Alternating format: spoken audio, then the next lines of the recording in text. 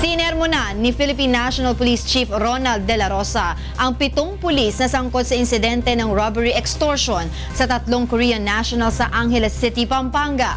Ito ang balita ni Joshua Antonio.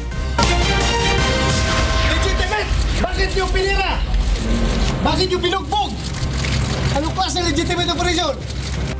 Nahiya kayo, super-super na ginawa nyo. Pangilang biktima nyo yun? Ilang Koreano na ginano nyo? Ikaw, team leader! Pangilan! Nagpulis kayo para magsindikato? Ha? Nagpulis kayo para papahiya yung uniform? Hindi na napigilan ni PNP Chief Director General Ronald Bato de la Rosa ang kanyang galit ng makaharapang 7 pulis na umano'y sangkot sa robbery extortion sa 3 Korean national. Bumisita sa Angeles City, Pampanga si General de la Rosa upang kausapin ang mga ito. Alam mo namang sira-sira na kami dahil sa ginagawa nila, di ba? Masisira na kami ng husto dahil sa ginagawa.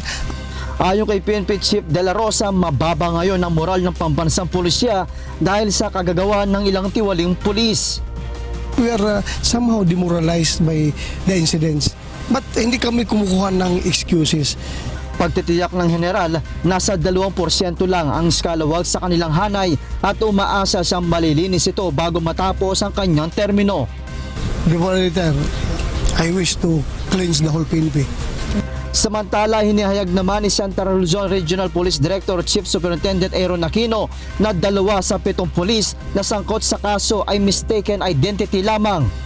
Lately, isa doon ay umamin na totoong ginawa nila. Sinabi niya rin na yung 2 doon talagang hindi kasama at meron 2 pa ay isa pa na hindi kasama sa 7 na isinama namin.